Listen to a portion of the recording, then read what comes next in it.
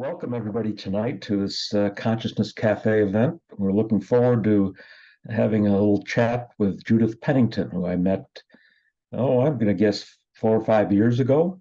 Um, I think you'll find that there's some interesting things that she's been up to with the Institute of the Awakened Mind. Um, Consciousness Cafe was created with the intention of providing a place for people to explore their interests, metaphysical interests primarily, and we've now restarted some in-person meetings in Greensboro area. We have an individual that's looking at starting something up in Durham, North Carolina, and Mark Brooks has expressed some interest in maybe reactivating the Charlotte meetup group. So we can do some interesting things in these Zoom presentations. But then we augment that with in-person meetings where we can face each other and share our stories in a safe and comforting environment. So tonight, Judith, I could explain what you do a little bit, but I think it's much better for you to pick it up. You're working with technology and exploring how the mind reacts in various interesting situations. So let me turn it over to you, and thank you for being here this evening. Thank you very much, Jim. I'm delighted to be here. It was fun to create this PowerPoint because I chose people and their brainwaves that I thought were extremely extraordinary, and some of which I've never shown anyone before. So this will be fun to share the PowerPoint with you. In fact, I'll do that right now because I'll sort of introduce myself through the PowerPoint. All right. I'll have you know that I'm very pleased to have put the accent aigu in cafe. Learn something new all the time, and I just learned how to do that just for this presentation. So I am with the Institute for the Awakened Mind, and I'll talk a little bit about that as we go on. So what I'm talking about is the awakened mind, which is a brainwave pattern. And I included this slide just to say that in case someone doesn't know, that brainwaves are the electrical activity of the mind. What most people don't know is that brainwave patterns are analogous to states of consciousness. And so here we have in this red some very fast beta waves and very slow alpha waves. So it's the combination of these speeds and these different categories that define the states of consciousness. Our work started with a gentleman named C. Maxwell Cade. He looks very British, doesn't he? He was a biophysicist, a Zen master, and a co-inventor of the Mind Mirror EEG. In this picture, you can see some of the earlier mind mirrors. There had showed the left brain and the right brain with light diodes. And he also used an electrical skin response meter that was placed in the palm of the hand to gauge physiology as well. And what Max did was sort of like what Abraham Maslow did in the United States, is he figured that if you want to show people how to develop a peak performance mind that is lucid and sharp and has the ability to do many of the things that you guys are studying with the Consciousness Cafe, then you map the brainwaves of the most developed people. And that's what he did for years and years. And he eventually wrote a book called The Awakened Mind, Biofeedback and the Development of Higher States of Awareness, which was very well respected because of his standing. He was a member of all the royal societies, and the UK had published many, many scientific papers. So people stood up and paid attention, or sat up and paid attention when his book was released. And I've chosen here one of his key quotes, and that is, "From our studies of the brainwave patterns of some 3,000 pupils, as well as swamis, yogis, Zen masters, healers, mediums, and clairvoyants, it has become possible to establish that all of the unusual abilities that some people are able to manifest, like the self-control of pain and healing, the healing of others, telepathy, and so on, are associated with changes in the EEG pattern toward a more bilaterally symmetrical and integrated form. So Max worked for 8 years with an American named Anna Wise, who had had 4 near-death experiences. And when she found Max at the Franklin School in London, where she'd gone to visit a friend, she thought to herself, okay, so I can learn from this man how to listen to the celestial choirs and walk up the heavenly staircase and experience the light of higher consciousness without having to die. So she studied with Max and was there for most of the early studies with these very advanced people. And she brought about Mind Mirror back to the US in 1981 and ended up writing a book called The High Performance Mind, which was followed up some years later by Awakening the Mind. She recorded an album called The High Performance Mind and taught at Esalen Institute for 3 times a year over 30 years. And she made a lot of contributions to Max's work, and I don't know that it would have continued to exist without Anna. One of her biggest contributions was that where Max had studied highly advanced people, Anna worked with CEOs and performing artists and housewives and discovered that anyone with a normal brain can awaken their brainwaves through the kind of meditation we do.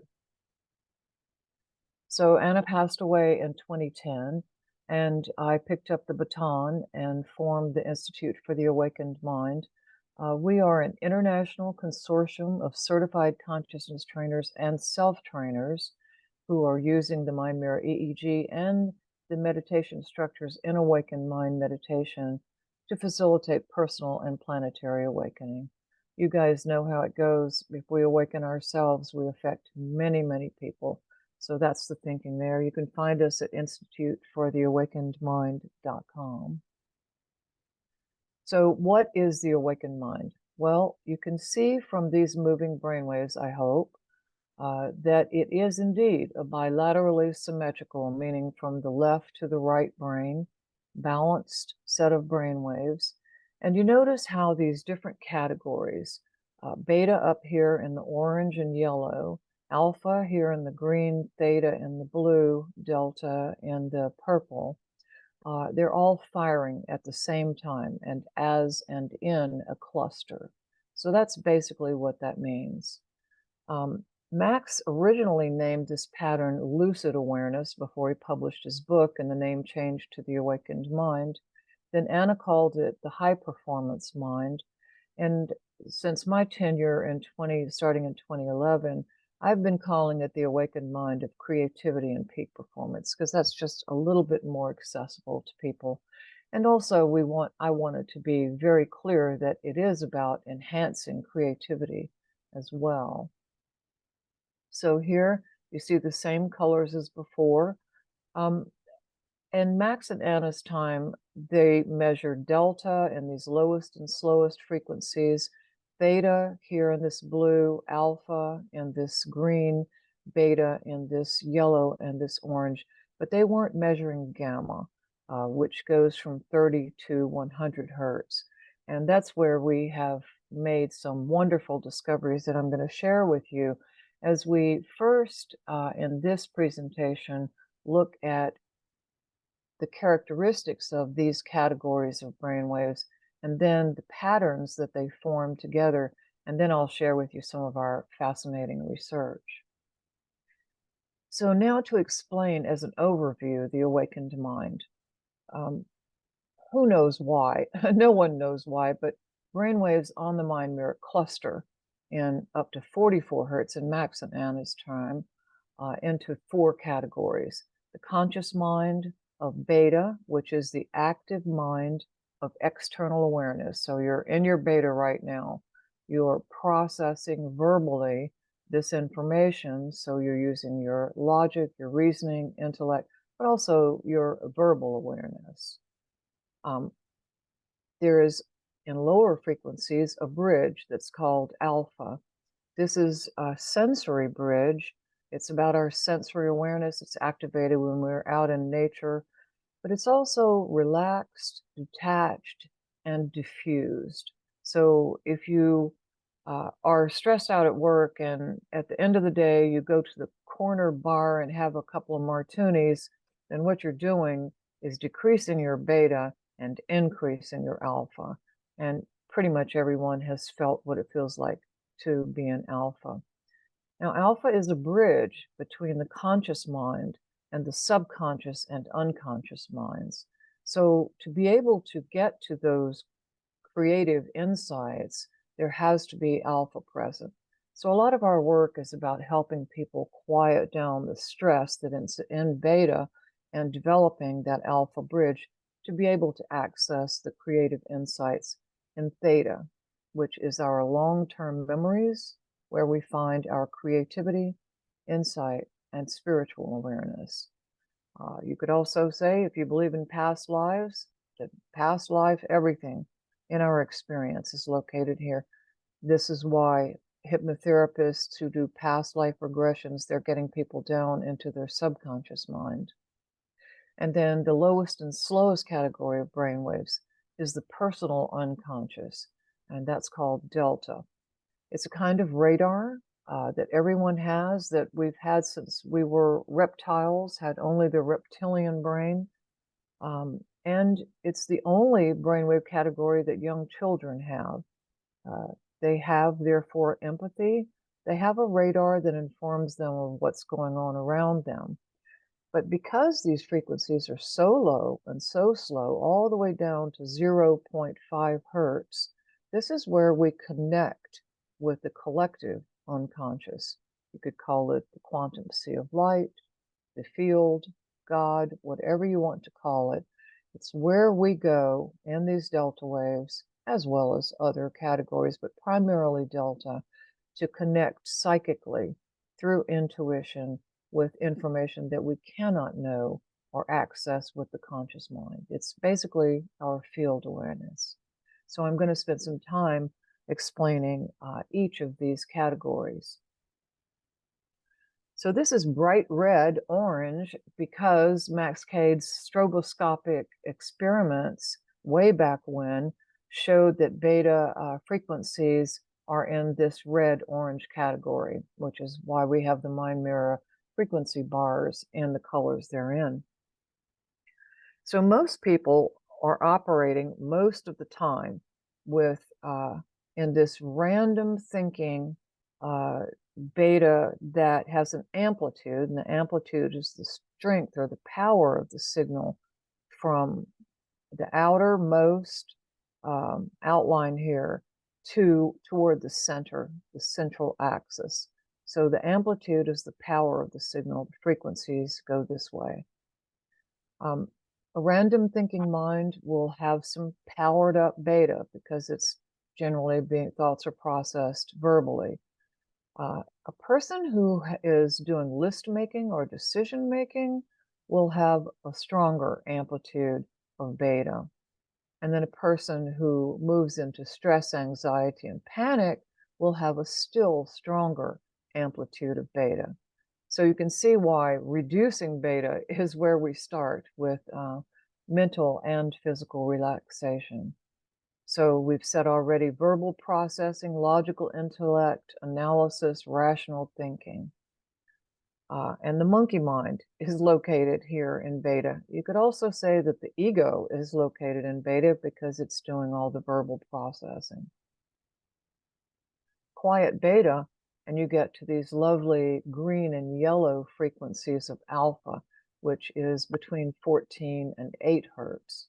So we've said that alpha is the frequency bridge between the beta conscious mind and the subconscious. It's relaxed, detached, diffused, daydreaming, sensory awareness, and it resonates with the 8 to 14 hertz frequencies, overriding frequencies of nature. It is the portal to the Schumann resonance of healing, which is the overriding frequency of the earth. And when we're in alpha, this is why the martini works so well in the corner bar. it increases serotonin's feeling of satisfaction. So there are brain chemicals that correlate with these frequencies. And then this beautiful blue and purple theta in 8 to 4 hertz, not in everyone, but just those would be the classic frequencies in most people. This being the subconscious mind of long-term memory and its creativity, insight, and spirituality, as we've said. But here I'll add that this is necessarily where our issues and our conditioned patterns of behavior are stored and accessed. I used to call them little X's. My dog ran away, my cat got run over, everyone leaves me. So those experiences, life experiences, end up clustering into patterns of behavior. All of that is in theta. And of course, we are projecting them across the alpha bridge into our conscious mind and acting them out. So this is where, as an awakened mind community, we do our focus. If we help someone access theta, then their beta will automatically reduce. Thoughts will quiet. The pattern will become more coherent and balanced and more symmetrical. And that is in part because the essential being, if you want to call it the soul, I have called it the deeper core self. Whatever you call it, there is a wellspring of wisdom within each of us. And it's that place, our muse, where we get our great creative ideas and move our lives along. It's also where we see how to heal issues, our questions, issues, and challenges, our problem solving takes place in theta. So we definitely want to have the alpha bridge present so we can access these low and slow frequencies. The other side of theta is that these are the frequencies of dreaming, REM sleep. So a lot of people have trouble staying awake in theta, but what we want to do is help people stay awake and have access to the content in theta. We need a strong alpha bridge to be able to do that. And then delta, the lowest frequencies, a kind of low frequency radar that is empathetic and psychic. That radar connects with the quantum field and it draws information and energy up into conscious awareness. Typically, this is the sort of delta we see in terms of amplitude. People with extremely high amplitudes, like many microvolts, 50, 100 microvolts of delta, could be because they have hypervigilance. They're watching their backs a lot. If any of you find yourself thinking the thoughts and feeling the feelings of other people, then that's probably delta's doing. A lot of people have psychic empathy because of issues from childhood or even later in life that cause this hypervigilance and this hyperextended delta. At night, delta is associated with soul travel. It's also clearly a portal to out-of-body experiences. Like I said, we'll see high amplitude delta in healers, but also psychics.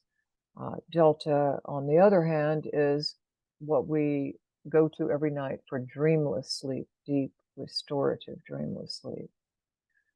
So have now the 4 categories Max and Anna were aware of. Gamma is the new kid on the block. I'm very excited about Gamma, and in fact, when I worked with Vilistus, which manufactures the Mind Mirror equipment, the first thing I asked for was for them to put 2 extra bars of Gamma on top of the 44 hertz. I wanted to see 46 to 40 to 66 hertz and what was happening in Gamma, and I'll show you in a moment why I was so keen to see that. I had been studying Gamma, and especially learning about it from the Mind and Life Institute and their neuroscientists, Richard Davidson and Wolf Singer, who were studying Gamma in Buddhist monks and others, and I knew that there was something in gamma. So it can be generated by stressed overthinking, but most of the time I see it as the transcendence of non-local awareness. If it's transcendence, then this gamma is superconscious, and it's associated with super lucidity, heightened intuition, mental integration, whole brain synchronization. Literally, the frequencies uh, connect and mobilize all four lobes of the brain simultaneously, whereas normally we might only use one or two. Because it's a faster running speed that's so connected in this whole brain way, it engenders coherence. It builds new brain cells in the frontal lobes and the hippocampus. In the frontal lobes, it's increasing our capacity for intelligence. In the hippocampus, it's increasing our capacity for memory storage and retrieval and learning. It's also associated with neuroplasticity, meaning that it helps rewire circuitry for healing. People heal faster when they are generating gamma waves. It's actually, the awakened mind was originally associated with the aha, but it is an aha. And it looks like gamma is where the aha starts, and then it filters down into the awakened mind pattern. So 40 hertz gamma mobilizes microglia to gobble up malformed proteins and dead brain cells. It's also promising for Alzheimer's. 50 hertz gamma increases stem cell production. 75 hertz gamma triggers genes that produce anti-inflammatory proteins in the body. So there's a lot going on with gamma. You can see why it's of such great interest to us. Now we're looking at up to 100 hertz gamma. So then to put these categories together, and I'm just trying to gradually familiarize you with them and with these concepts so you can understand the patterns I'm going to show you in a bit. Put them together and flatten the beta, no verbal thinking mind present, and what you have is silent meditation. If the alpha is highly extended, and it's usually the strongest amplitude of the four categories, and it's in the proper ratio to the theta, meaning there's enough theta for information to travel from peak to peak, then it can be the meditation pattern. We don't actually have to have delta for meditation. You can just have alpha theta. That is the definition of meditation. What that means is that you then have, with the reduced beta and the relaxed sensory alpha, that provides access to the personal content of subconscious theta for healing and unconscious delta for non-local awareness. So there's an open flow of awareness. Information can travel not through this narrow channel. It's actually going through neurons and clusters of neurons in the brain. But nevertheless, when these are the proper ratios, that's when they travel most efficiently. So this is a pattern of creativity, insight, healing, intuition, and non-local spiritual awareness. But notice that this is only a 44 hertz pattern that goes only as high as beta, no gamma in it at all. The progression of meditation, or if you're doing a problem-solving meditation, exact same pattern, except now verbal beta is present. And if you'll notice, there's not a high amplitude activity. It's very low amplitude activity in the higher frequencies. The strongest amplitude is in low frequency beta. And that's because beta, then that ego is actually paying attention to what's happening in the lower and slower frequencies. I've called it a symphony of light because it really is an orchestration of consciousness. You still have a separate thinking mind, conscious mind, a separate subconscious, and this humanoid shaped pattern. But nevertheless, this person is absolutely singing and ringing in a very beautiful way with energy and information. So the awakened mind, spiritual masters, long-time meditators, and people with a high performance mind emit light, and the frequencies composing this biofeedback pattern characterized once again, although with verbal beta present, by an open flow of clarity, creativity, insight, spiritual connection, and psychic awareness. The difference between the meditation pattern and the awakened mind pattern is that to be awake, you have to have delta. You have to have a connection with the field and know that there is a field, because you're clearly not awake. Otherwise, you're languishing in the sleep of ignorance of the many dimensions that you Consciousness Cafe peoples already know about. So the progression from the awakened mind to the evolved mind is a bit of a quantum leap. In this pattern, that humanoid shape that I'm tracing right now, the different categories actually unite with one another so that there's no separation between subject and object, no difference between you and me, uh, no differences whatsoever. This is a pattern I've called unity consciousness. It is a non-local awareness. When people enter this pattern, there are typically tears running down their faces because they have just moved into the bliss of knowing that everything is one, that there are no differences. And there's often a spontaneous healing. There's certainly a sense of absolute knowing, so that once you know, you can't not know again. The brain loves this pattern. I've seen it flare in the right brain, or flare in the left brain, or flare at the bottom, or flare at the top. But as soon as the brain gets a taste of pure light, the pure light of consciousness, then it starts arranging itself to make this circle, which is an extraordinary pattern, but again, only goes up to 44 hertz. So I used a screenshot of this to show you how real this pattern is. I named it gamma synchrony. It started out only having the 59 hertz and the 69 hertz bars in here going up.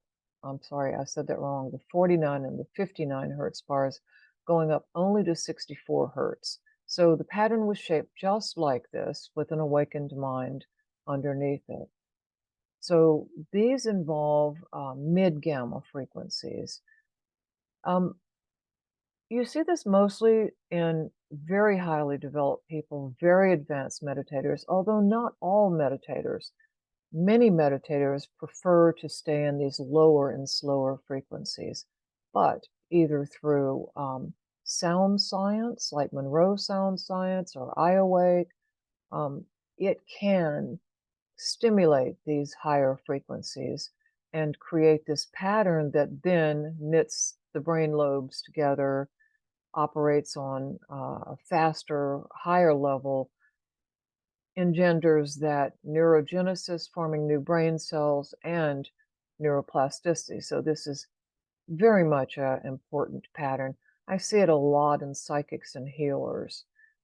They've just developed these patterns, as you'll see as we go on with this slideshow. So this person who has this superconscious mind pattern of gamma synchrony is awake and aware on a higher level that's fast and coherent. They're feeling and are super lucid and super intuitive, connected with the innermost self and non-local mind. This is a pattern that's possible to externalize. It's very difficult to, in fact, I've never seen anyone externalize that circular evolved mind pattern, because as soon as someone opens their eyes, the ego reasserts itself and you end up with this awakened mind or gamma synchrony separation again. But this pattern, like the awakened mind, can be generalized into everyday life. And when it is, that person is involved in self-healing and transformation. Like with the awakened mind, they're going to be serving the world. And then one last pattern. This pattern is quite rare. I've probably seen it less than 15 times since we got the 100 hertz sensors in 2019. And the only reason I've seen it that many times is because I go to the Monroe Institute with a host of mind mirror practitioners 3 times a year, and we are studying the brain waves of extremely developed people listening to gamma frequencies and through headphones. This is basically the circular evolved mind pattern, but happening up to 100 hertz. This is the same pattern of enlightenment and bliss. Um, Most of the time, though, it's non-conscious. People click out. They say, "Oh, what is this happening? This beautiful," and then verbal disappears. The human person disappears and they basically go into the light and have some extraordinary experience. It is a pattern of like the lower frequency evolved mind, spontaneous healing, and the brain loves this pattern and will love to replicate it. All of these patterns the brain loves to produce. So how we're measuring these, we are measuring on the Vilistus Mind Mirror 6, which is an encoder with 4 ports. We plug the EEG sensor right here into port 2, the galvanic skin response sensor, which measures through sweat gland activity, mental emotional arousal or relaxation. And then we also have a port for the blood volume pulse sensor, which is measuring heart rate variability, and stress index. So what we do as a community is meditation monitoring and enhancement. A lot of people buy the Mind Mirror for self-training, and we're doing research for global consciousness development and having an absolute blast doing it. Another tool that we have for these studies is the Mind Mirror portal. This is a screen capture just to illustrate the power of the thing. People will listen to guided meditations that are available in the Mind Mirror portal while they're hooked up. They'll press record, the meditation starts playing, and it uploads after the session automatically, and it places the meditation script next to the brainwaves. So, as an example, in this segment, the language was, "You land on the bridge gracefully, and the angels land with you. Somehow, they seem more radiant now. You look down at your arms and see light streaming from you, too." So in this brainwave pattern, I've got this was one of my sessions. There is some gamma up there, not super high amplitude, but nevertheless gamma over a very strong awakened mind pattern.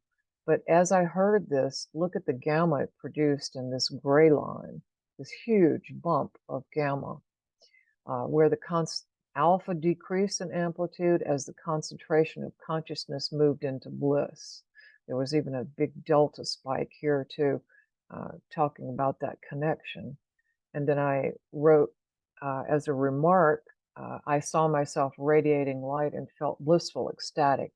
The beauty of the music filled me with love. I've got this gorgeous angel soundtrack on that meditation.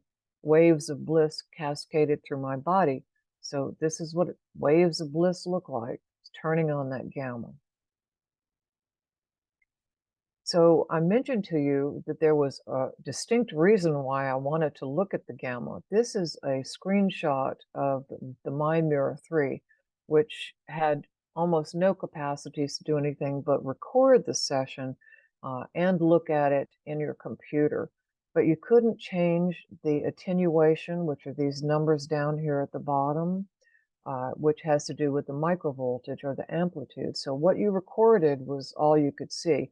So it was fantastic, and research was certainly possible on it, but not like we have now.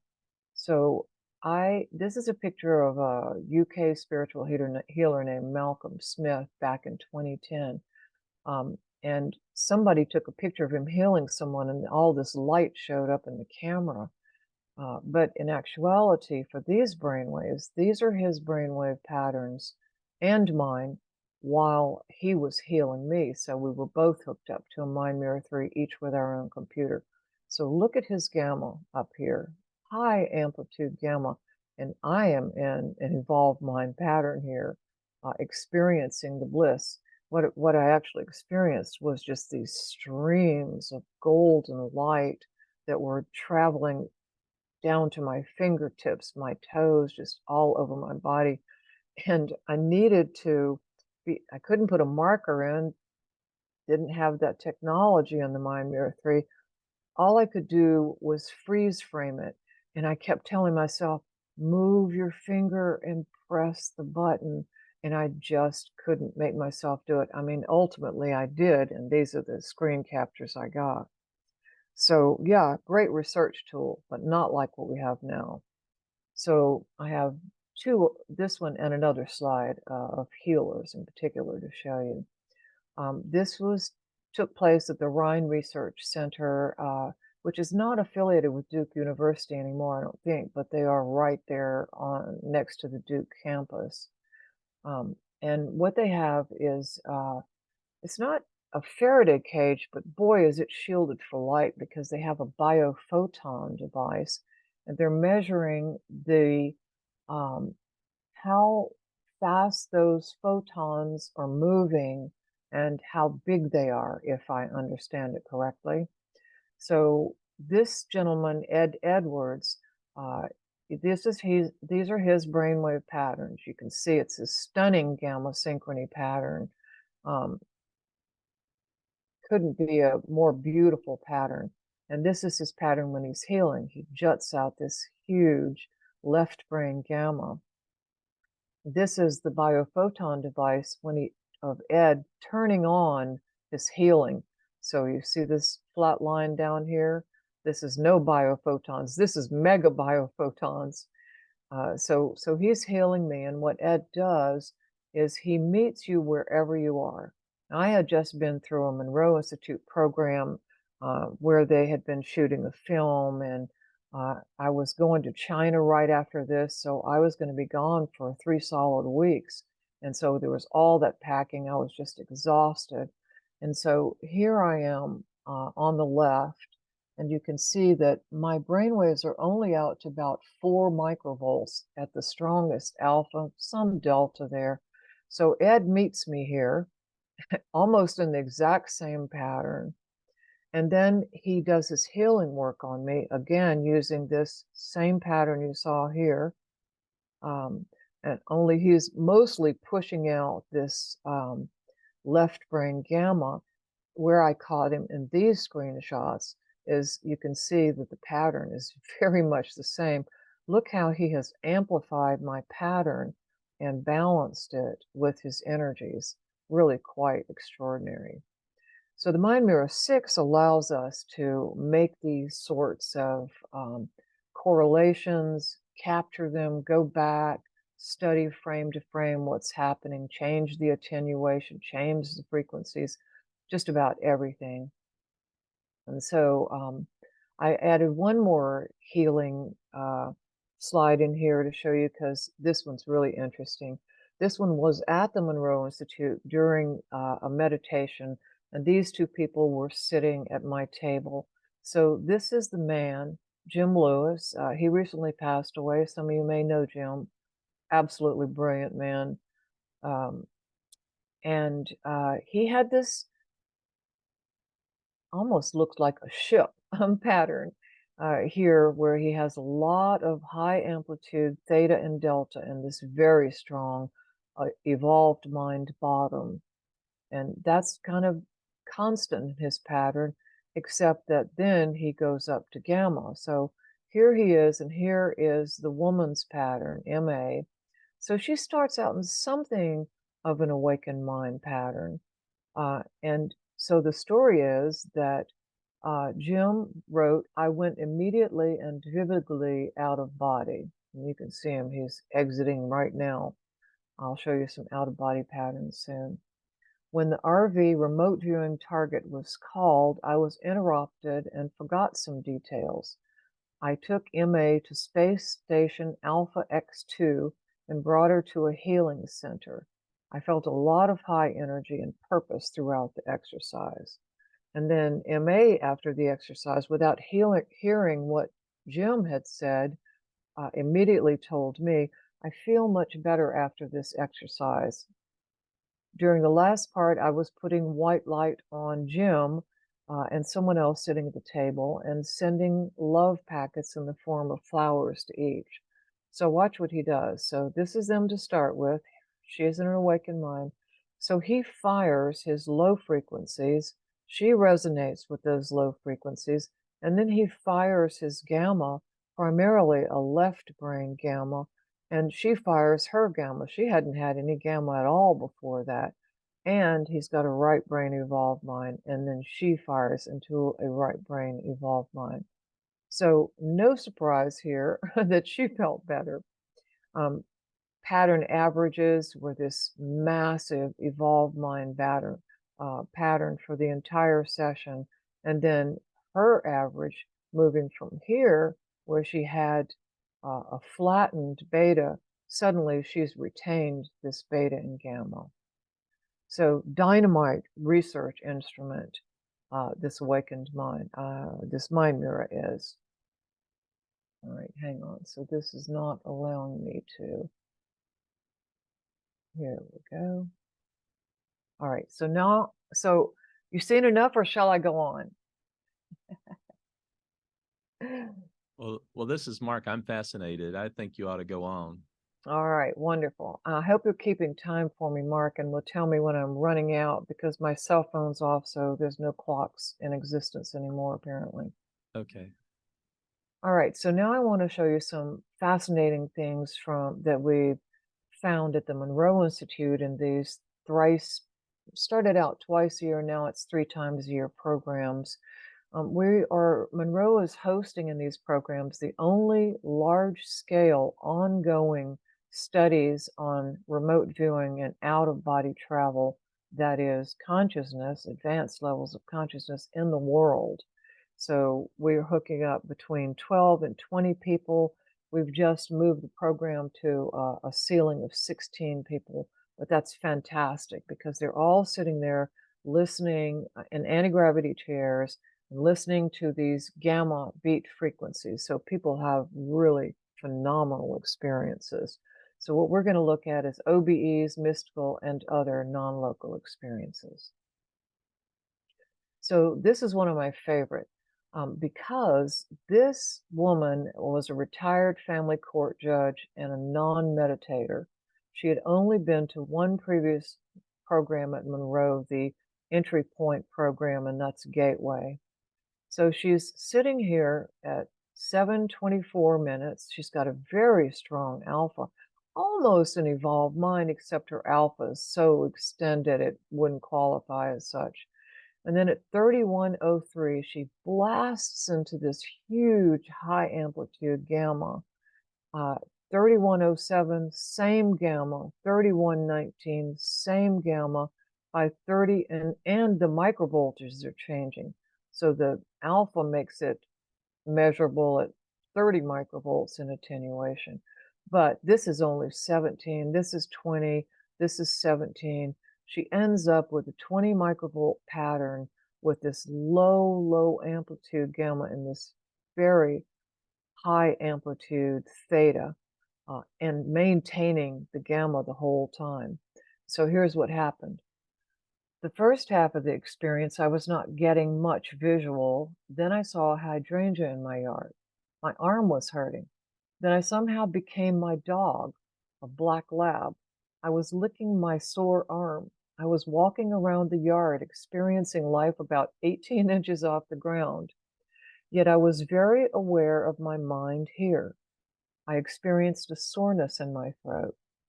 I sensed everything through my dog. As the dog, I was lonely and wanting to come home. So this made me fill him, the dog, with love and joy and the knowledge that I would be home. So here's all her gamma patterns, right? So she's blasted into this gamma where she's having this experience by locating into her dog. At some point after I calmed him, I transported into my body here. I don't remember transporting out, but remember coming back. She had this massive gamma synchrony. The statistics won't make much sense to you right now, but she started out with almost no gamma. She ended up with a ton of gamma. And most interesting is that we do in these programs an opening baseline to see what are their statistical values for pattern attainment for the awakened mind, the evolved mind, and gamma synchrony. She started with an eyes open awakened mind at 55%, which is pretty good. She had some externalized alpha, no doubt from being a family court judge and using her creativity and her peak performance self with her eyes open. But at the end of the program, she'd increased that by 12 points, and that's very high awakened mind pattern. So not everyone, but a lot of people, I'd say probably 2/3 of people who are in phenomenal brainwave patterns and they begin to lose awareness of their body and travel, will lose amplitude. So these are all on the same microvoltages, pattern to pattern. You can see this huge 100 hertz evolved mind, that being that universal consciousness pattern. Boom, they're gone, pecan, as we say in the South. They have absented themselves from their brain, therefore the voltage has decreased. This was a retired professional coach who then perceived the connectedness of all things. And this meditation, another almost 100 hertz evolved mind. This was the Jim Lewis I told you about, aerospace engineer, psychologist, race car driver, fantastic. He's the one who healed MA in that slide. So here he is, and look at his pattern. It's just incredibly decreased in the brainwave voltage. He had sought medical help and traveled out of body to a specific medical center that he actually started to go to in real life afterwards. This person had a low amplitude evolved mind, and this exercise, they saw solutions to problems and saw an eagle that was captured on a video during this exercise, and somebody showed her the eagle later and she went, oh, I saw that that eagle. So look at that low amplitude. This person, you don't have to be in an evolved mind, but it just happens these people were. This person saw I'll explain that in a second. Well, I'll explain it now. So they're in an evolved mind pattern. She went out of body, and how Monroe at the time placed the targets for these remote viewing exercises was they would put an object or a photo or some other representation of the object in a wooden box and then place it on a rafter in the training room where everyone is hooked up to the mind mirror and meditating to these exercises. And so she says, I saw the target box from different views and aspects. I saw a vase, scissors, and a telephone. Well, I don't know about the telephone, but the vase was the target, and the scissors had been left by mistake in the box. And not even the person running experience realized the scissors were there. And all four of these people, while traveling out of body, correctly identified the target with a target score 1. That's what that says. Accurate identification of the target. And you can imagine that the target could be anything. And they're just basically psychically picking it up, but while they're traveling. This guy is a real favorite of mine, a Canadian massage therapist, 69. He'd been to Monroe for 2 previous programs, and he wanted to travel out of body. That's what he was there for, and at the end of every single exercise, he said, it didn't work. It didn't work. I need to travel out of body. That's what I'm here for. Well, finally, about the 5th exercise with that strong of intention, he did. Now, he didn't increase his amplitudes. What he did was flared with this evolved mind on the right, and then he flared into an evolved mind on the left, and then he blasted up into his gamma. And while he was there, he said, even before the music stopped, I was hovering over the target, meaning the box set on the rafter. I was flying by the target as if a drone. It was clear, vivid, pleasant to be achieving something at last. I floated around. It was so easy. I didn't try and I cruised. I had an RV, a remote viewing experience of identifying the target perfectly with a target score of 1 while in an OBE. It was like I was watching a movie. It was pretty cool. I was so glad that he finally had that experience. So speaking of remote viewing, I guess all or most of you know that remote viewing is easier when you have uh, a target that has some sort of emotional energy or historical energy or earth energy associated with it. Well, that may have been the case in the picture of the target, but that was not so helpful because it was still a two-dimensional representation. But while we were still doing targets that way, we had a program in December 2017, and this guy who was a retired homicide detective named Richard Iardella, there were 8 remote viewing targets. He hit 6 targets score 1s, 1 target score 2, and he wasn't there for the 8th target, all in this beautiful awakened mind pattern. He's got a little bit of gamma, but primarily this is an awakened mind pattern here. Very strong pattern with very high scores, but also some high gamma scores. So what Richard does is he comes back to this My Superconscious Mind program in December of 2018, and he's changed his pattern. He has started to flare into evolved mind patterns for the first time, and pretty consistently.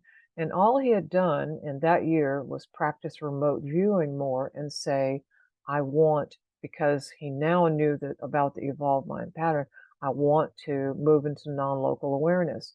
Well, he had so many experiences. He saw a ghost come up to his, wake him up at 2 o'clock in the morning. It flew in next to his check unit and said, hi. And Richard jumped up out of the check unit, totally freaked out, ran downstairs, looked for somebody to tell it to, but there was nobody. So he stayed downstairs until he didn't think that ghost was coming back. But he also had a lot of past life memories, and he was really resonating with the gamma and the signals. And then he came back this February. There were only 2 targets. He hit both of the targets with a target score 1. This time he's firmly in a gamma synchrony pattern. See these highs compared to this pattern? Really strong. This is his eyes open pattern. During the opening baseline, he started out like this with gamma synchrony, super high score for that pattern, all the way up to 100 hertz. His first meditation, Aria, he's got the same pattern, not quite a strong amplitude, but still a strong gamma synchrony here and here in Metamorphosis, where in both of those meditations he hit the target.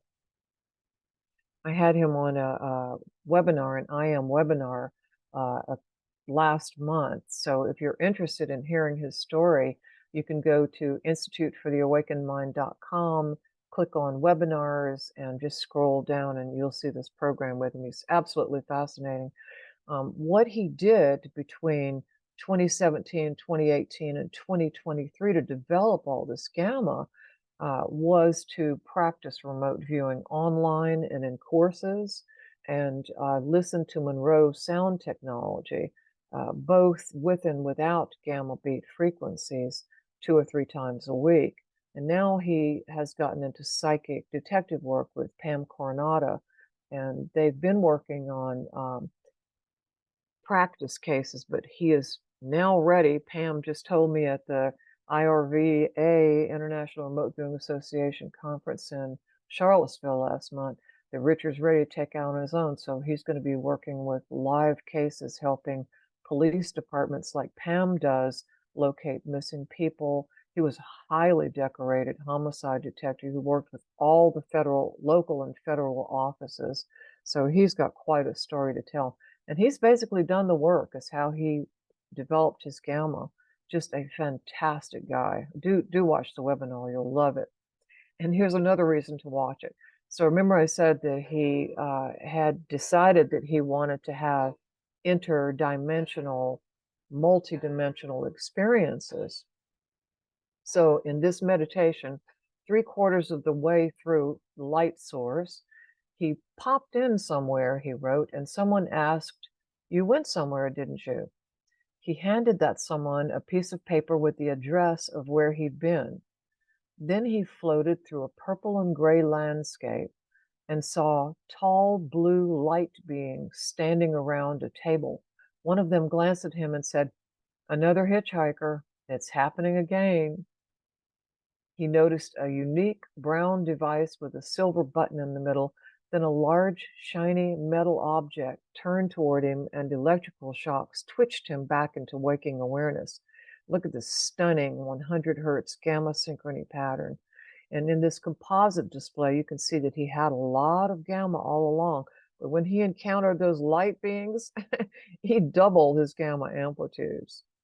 So a lot of stuff is happening up here in these high frequencies. When people say higher consciousness, in a lot of cases, that's quite literal. And then I pulled this slide because I wanted to show you this. In that same program, Richard was sitting at a table with 3 other people.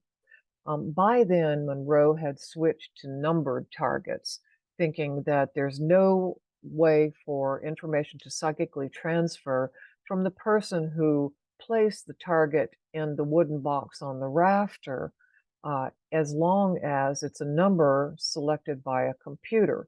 Now, this takes out some of the things that make remote viewing easier, such as connection with historical or emotional or earth energy depictions. So these 4 people are sitting here. A 24-year-old meditator new to Monroe wrote down the number 734 instead of 7341852, and he attained a target score 1 hit on it.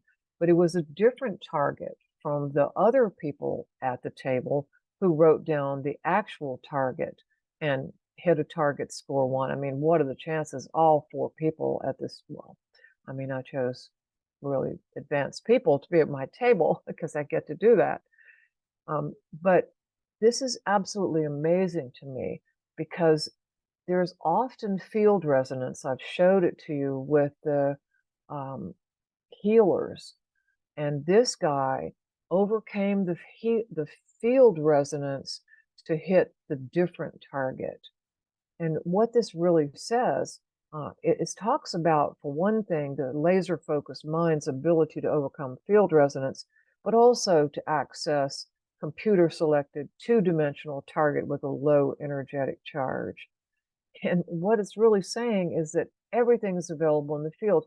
All it takes is for that computer, non-sentient computer, to randomly by number select a target, and there's a line of force in the field that anyone can pick up on and identify, which tells us that everything is available in the field. How am I doing on time, Mark? You're right at 8 o'clock. Time just- for us to stop, is it? Well, just a couple more minutes. We know Candy Sanderson, so You do? Okay, she's great. been on the Consciousness Cafe before. Wonderful. She was on the I Am webinar, part of the Unlimited Mind series after Richard Iredella just this past Sunday. So Candace had this experience where she said, I started with an orb balanced on top of a pyramid. It morphed into a diamond that turned emerald green. Then I floated to the pyramid where I could use the emerald green light to travel through time. I went back to Egyptian time. A green laser shot out of the top of the pyramid. At one point, I became a green orb that became the pyramid. She brought in 2 people sitting at the table, and the green emerald morphed into the eye of the jaguar. So look at her. She is in a diamond at the bottom, almost an evolved mind pattern to start with. She drops her amplitudes, she goes out of body, and then she comes back in a beautiful evolved mind pattern. Took these people to the cosmos, connected them with an alien technology and the future of each of them. This woman very quickly connected with a spaceship that people appeared to her and said, we're going to come in on the frequencies between your subconscious and unconscious mind. And by God, here's the frequency band just sticking out there all by itself. They came to tell her that she had come here from Orion. I will skip these other slides, but I would like to end by saying that if you're interested in these gamma meditations, you can go to either the Institute for the Awakened Mind website and then meditations, which will take you into the mindmirrorportal.com. And under the category Higher States and Energy Mastery is an album called Superconscious Mind. It's one that I wrote and that Bob Holbrook at Monroe put gamma frequencies in. Is very cool. And I know you'll enjoy it and hopefully have some of these extraordinary experiences for yourself. Thank you. Thank you for sticking with me through that. We only missed about 3 slides, and really they were of mediums, and it showed the exact same brainwave patterns we've seen in everybody else. So, Judith, I have a question for you. My sense in listening to what you had to say is you're mostly measuring people's brainwave patterns, and they are managing the states they're in. You're not creating the states. You're monitoring them and with this EEG Vilistus system. Yes, that's it. Exactly right. For the Institute for the Awake Mind, that's what we do. We use certain meditation structures to take people down into theta so that they can get resolution or healing for a question, issue, or challenge. Now, at Monroe Institute, they're listening through headphones to gamma beat frequencies, but still, like Candace experienced, that just cropped up spontaneously. Dee Mertz was sitting there minding her own business, and these guys came in and said, we're coming in through these frequencies. So, but the gamma does enhance. And Candace said that too at the webinar. Somebody asked the question, do you find a difference in your experience when you're listening to the lower frequency Monroe versus the higher frequency? And Candace said that she couldn't tell, except that those experiences were way more intense. And gamma, you're way more visual. So there's a tremendous amount of clarity. Yeah. So you can do it either way, with aids or without. So I'm familiar with the Monroe Institute and the use of sound technology. It sounds like if you have a desire to try to get into these states, you can use recordings to help put you there, right? Sure, absolutely. And that's what you were just saying on your website. If you want to experience a gamma state, you can go through the website. And if you have a lot of stress, there are meditations for stress reduction, for relaxation, there are meditations for self-discovery and alpha, and then deep state meditations for self-discovery and theta, and then these higher state meditations where you can connect with subtle energies and so forth. Okay. Bill, you want to unmute yourself? You have a question? Okay. Wait just a minute, Kara. I'm on a meeting thing. I'll be with you in just a minute. I had a couple questions. I went to a website. It's called awakenbond.com, which I'm assuming is not the same thing as your. No, I don't actually know what that is. Ours is Institute for the Awakened Mind.com. Right. I mean, I got yours too, but I almost went to the wrong one at first till I started checking. Also, do you have any type of tactile representations of the patterns you were displaying? Tactile in the sense of inner sensations? Like raised line drawing type stuff. Wait, like what? Like raised line drawing stuff. I'm not able to see your drawings, so just something that would Bill, two-dimensional, or maybe even a three-dimensional uh, representation of the same thing you were displaying up there. Are you saying, is there a way to understand these patterns by going to a website and a page that explains them in a 2D way? Bill is, Anything. Bill- Right? I think Bill's saying he's, because of his blindness, Oh, I can't see didn't know these about the patterns. blindness. Yeah. Oh, I'm Okay. sorry. I should have told you. Missing piece there, missing piece. Okay. Well, it's really about listening to these guided meditations that will take you there. So your inner seeing, your inner feeling, it's not even just always about visuals. Not everyone has visuals in meditations. For some people, it's sensing, feeling, knowing, hearing. Mhm. Yeah. So yeah, absolutely. The guided meditations will, I've had some people who had lost sight and had inner visuals during meditation. So there's a deeper part of the mind that's responsible for processing those visuals. So you might even have some visuals in some of those meditations. Well, that's it. I don't think so, because I've been blind from birth, and I think you have to have like a repertoire to draw on, unless you've got like a past life thing that comes in. But I can, one other question, can you measure higher frequencies and go high enough until you're sure that there's nothing operating in those frequencies? In other words, so there might be something in 150 hertz, but you don't know it because you're not checking for that. Right. Can you go up until you say we've reached the outer limits of the brainwave functions, and so we don't need to measure higher than, say, X number of hertz? Yeah, that's a great question. I think that some scientists have measured 125, 150 hertz. I do have some 200 hertz sensors, which maintain accurate waveforms to 125. So, I can look at that, although my display only shows 100 hertz.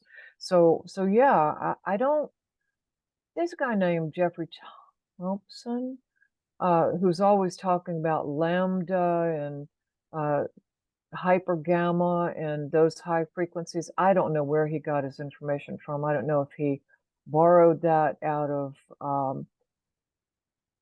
things he read otherwise, and I don't know any scientists who are bothering to measure up high.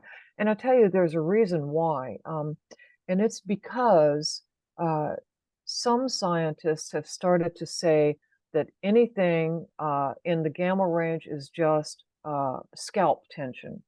It's nothing but noise, which, as you just saw those patterns, is utterly ridiculous. And so that's really put a damper on gamma research by scientists. But we are looking at the surface electromyography readings throughout the session and making sure that there's no amplification through muscle tension or movement in the head, neck, or shoulders, or the scalp. So yeah, to answer that, people have measured higher. I don't know how much higher, but some say that it's just a waste of time to even try. I don't, clearly. Okay, thanks. I think Mark has a question for you. Yes. Judith, I'm just fascinated with what you've done. I have more of a science background in terms of the metaphysics stuff, and I'm just excited that you have the potential to have something that can be statistically proved, something that can be more objective than subjective. And so many times people dismiss what people say or the experiences they've had because they said, oh, show me evidence or show me proof of what you've done. And a lot of times they can't do it. But now you've got something time-based, showing the changes in their brain frequency over time. With a lot of people in the Monroe Institute, the Rhine Center, you've touched all the right places for this research and this stuff. And I think it's awesome what you're doing. Well, thank you. That's yeah, wonderful to hear. yeah, I love it because I think it's been a long time coming. And But you know, Mark, what's really cool is that the mind mirror allows us to make a match between their subjective experience and that objective measurement, because not only through the brain waves, but we have instruments and we'll say, did you have that experience at the beginning? Did you hit that target in, where was it? Quarter of the way, half the way, three-fourths of the way? So we're making that match there too. And we're asking them to fill out a mystical experiences scale. So confirming the data from different viewpoints as well. right. And just as an aside, is one of the things that I've found that is harder to dismiss is when you have groups of people who have had the same experience.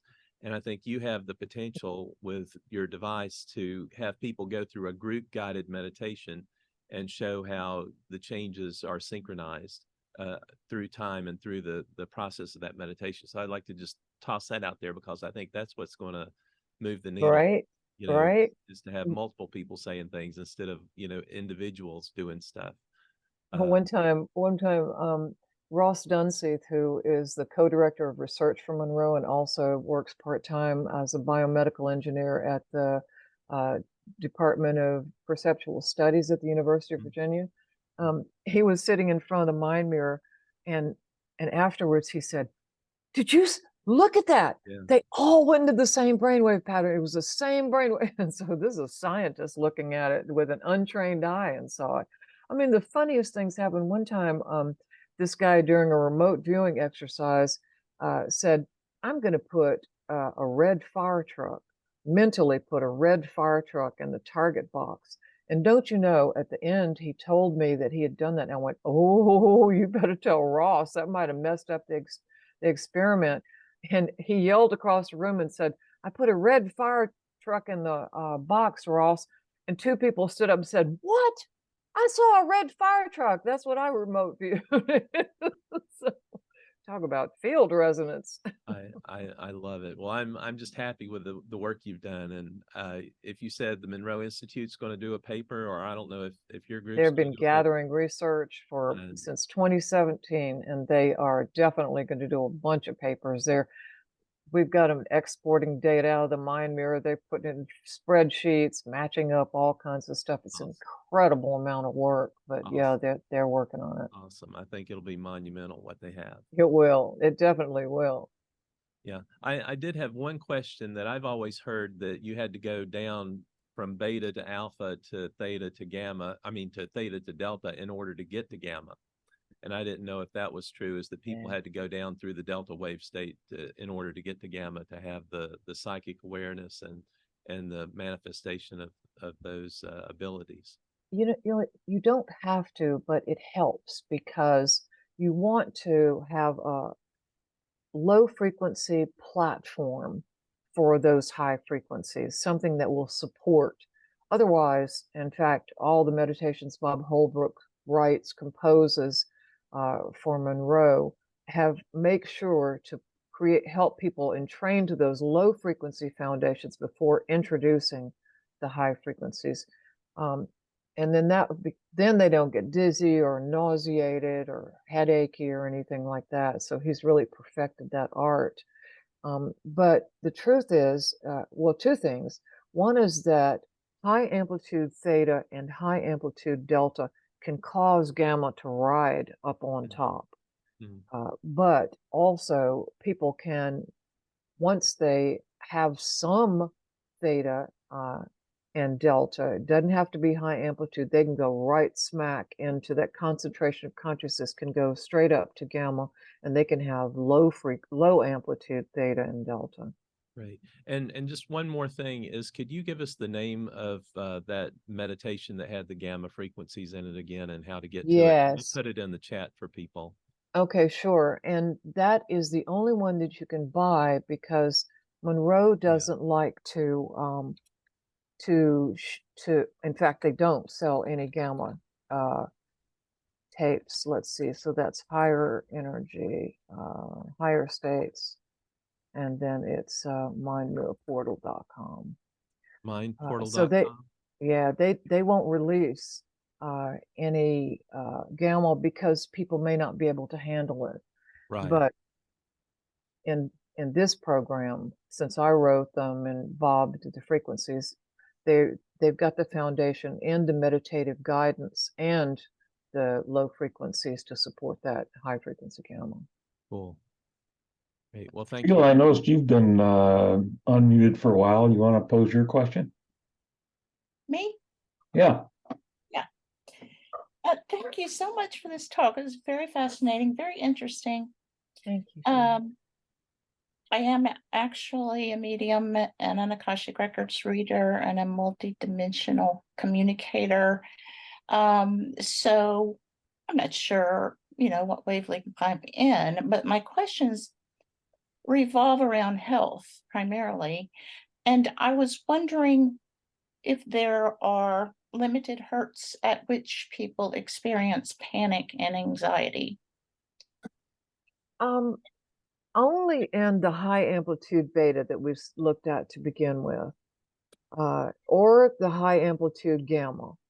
The first people I saw after getting the first two bands of gamma were mediums, and one woman came to me in a dream. She met Anna Wise, who said, "Come to me and I could help her." And so she had high amplitude gamma, and she was hypersensitive to electricity. She didn't have any stress. She was a very accomplished medium, traveled internationally. And we do see that that would be kind of like a hell to be plugged into. Everybody, an untrained gamma, is super sensitive to electricity coming out of the wall because the gamma is happening in those frequencies. But no, we've never had anybody. And did you say HELL? Hell?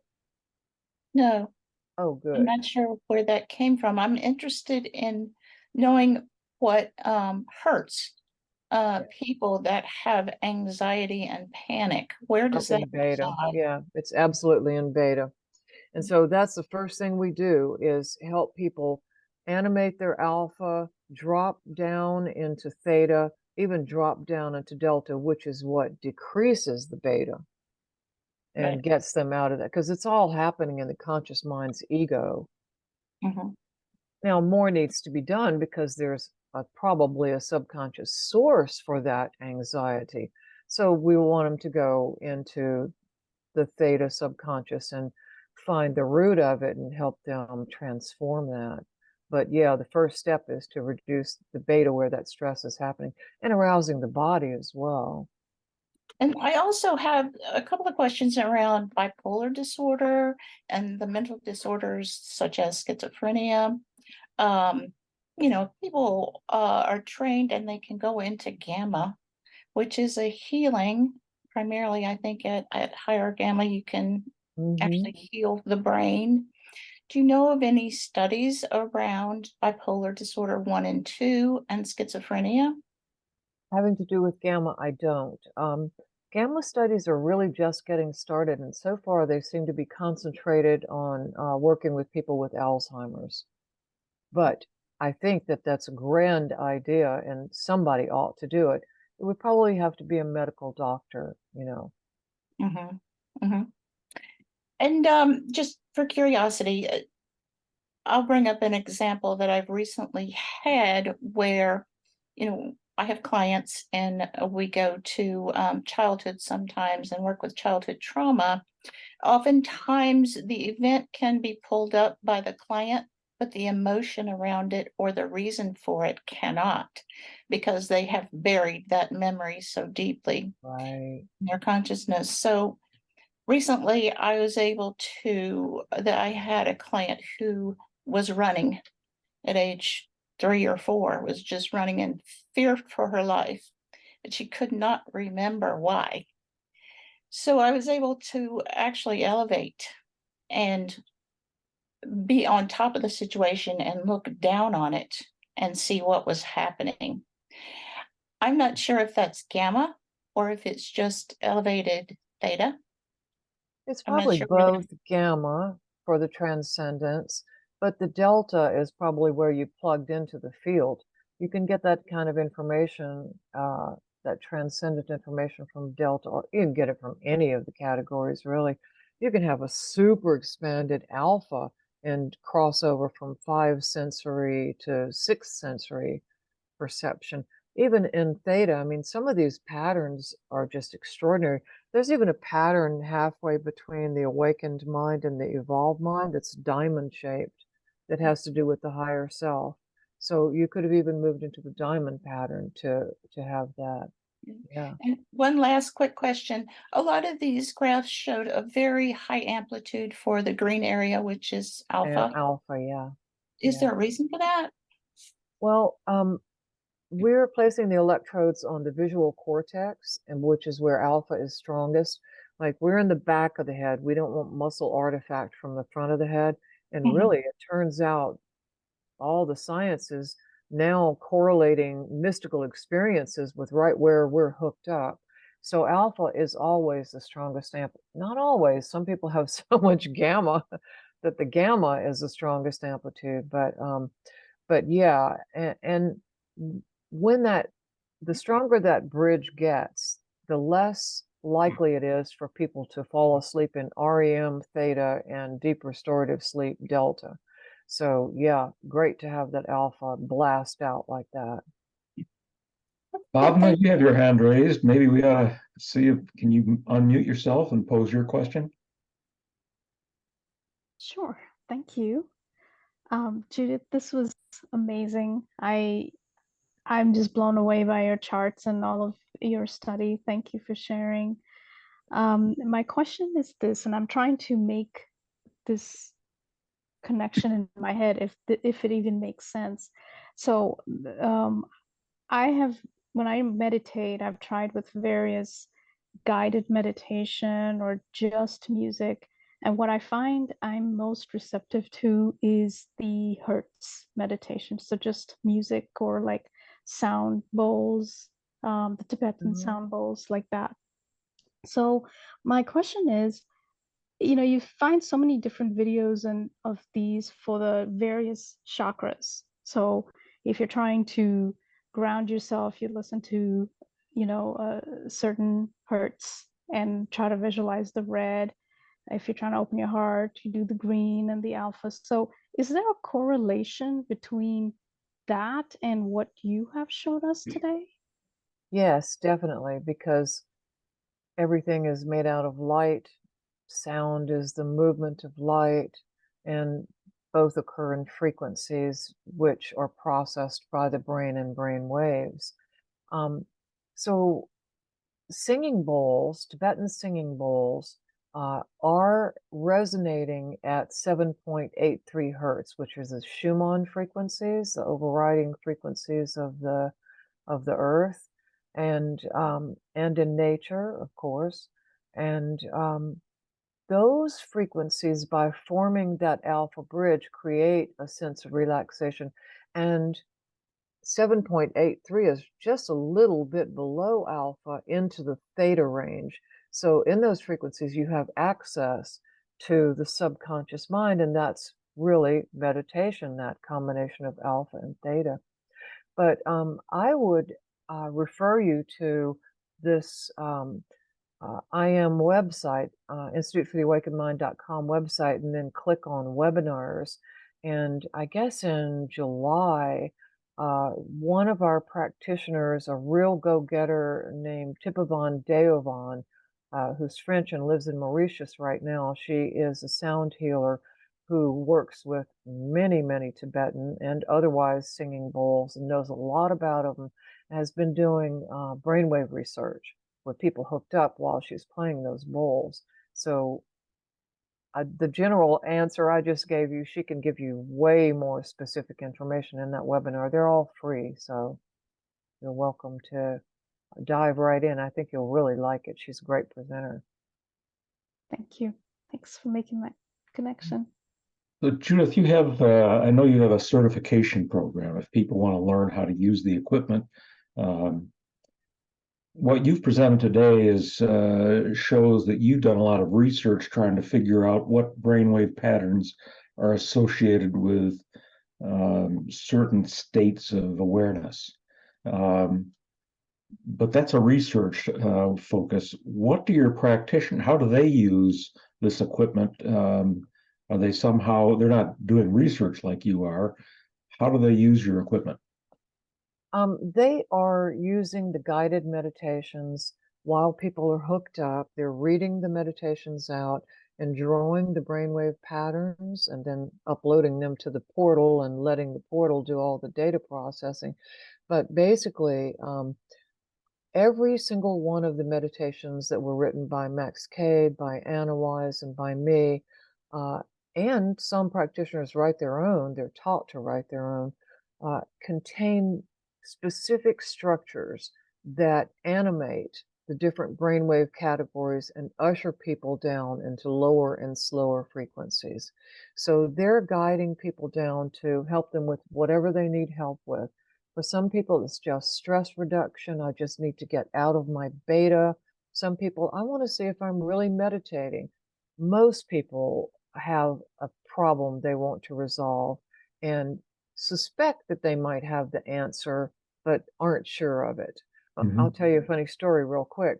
My grandson lived here with us for a while, and he came into the living room one night and said, "Granny," said, I have got some song lyrics." He was at the piano writing a song.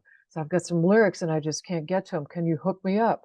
So I hooked him up to the mind mirror, and sure enough, his alpha was way up in his conscious mind. There was just no way he was going to get down to where that creativity was.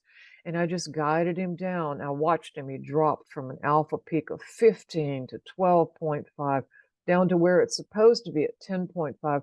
In the split second, he hit the 9 hertz alpha peak. His eyes flew open and he said, "I've got it. Do I have to stay?" "No, go." And he wrote the most incredibly beautiful lyrics to the song. So it's literally about helping people move their concentration of consciousness to their alpha theta meditation state, where everyone has this incredible wellspring of wisdom. Most people don't even know they have it. So, psychics know it, mediums know it, people who are highly developed know that there is an inner voice.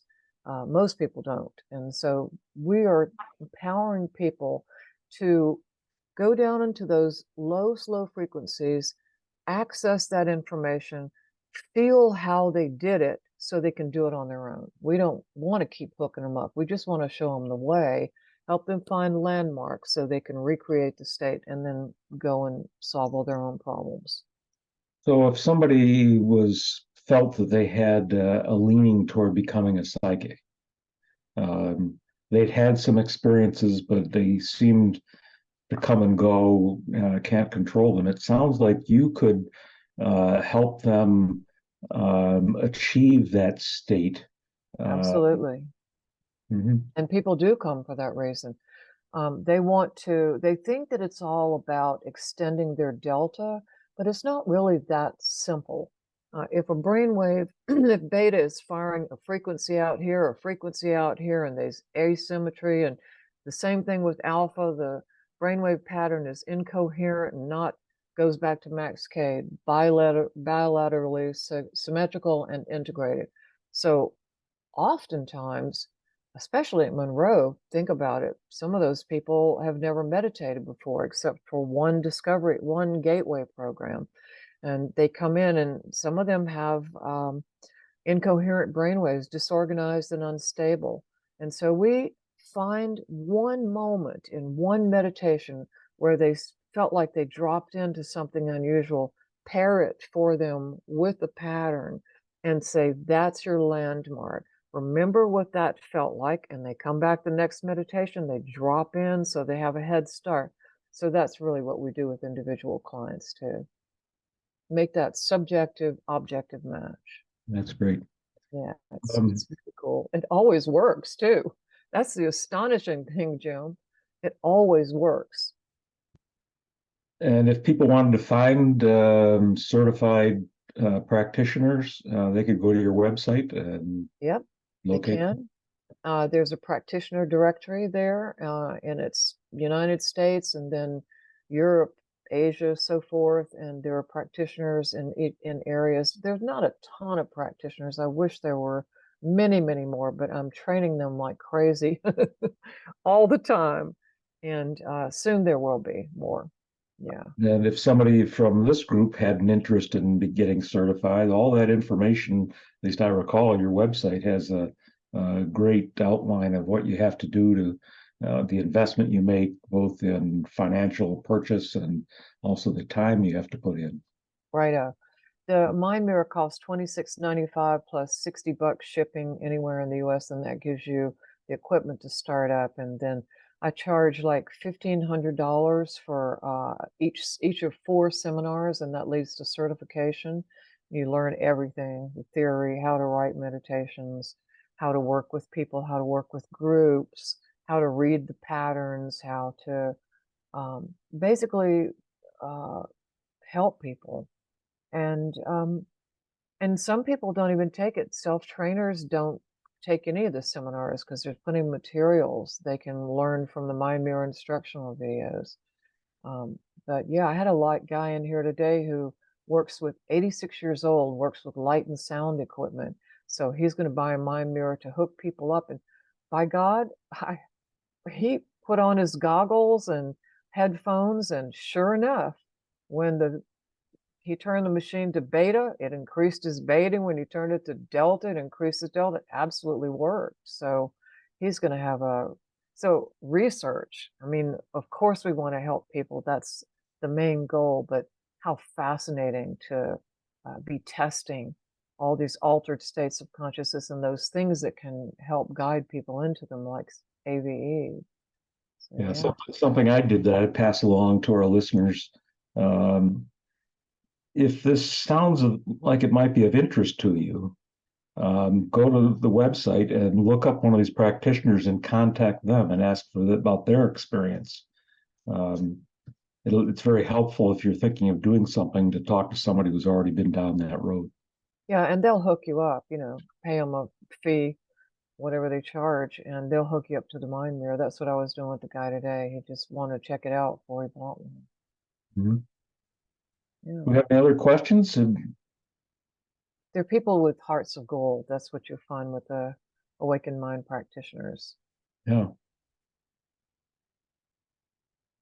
Well, I appreciated your being here. I think we're beginning to realize that there are all kinds of states of awareness, and we now are seeing more focused means of measuring that. So I see there's a hand raised. Stanley, you want to pose? I just have a question about what is your website? And it's Institute for the Awakened Mind.com. Okay. In fact, I'll put it in the chat also. Honestly, if you just Google my name, Judith Pennington, it comes up pretty quick. Mm-hmm. There it is. Yeah, and you'll find brainwave patterns. And if you go exploring, there's the Mind Mirror portal has a page called Brainwaves, and it explains in detail all these patterns that we've been looking at here. Bill, you want to pose a question? Yeah, real quick, and thanks so much for what you're doing. I've been reading more and more comments from scientists who say that they feel that the media and the government are sort of trying to move us into a group think type mode, where if you don't accept the currently conventional wisdom, you're not published and you don't get grants and that kind of stuff. Has that been your experience? And do you think that is there some area of the politically correct that you might offend by doing this, that you need to watch out for? Yeah, that's been going on since Galileo.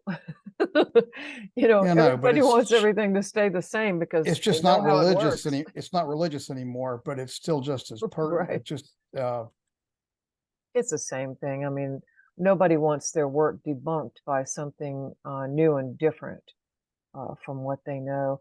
But honestly, all that sort of uh,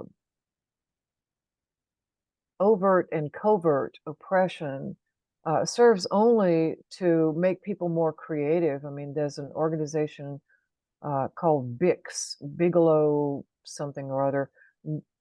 They're funding studies for communication with the other side that can be scientifically proven and verified.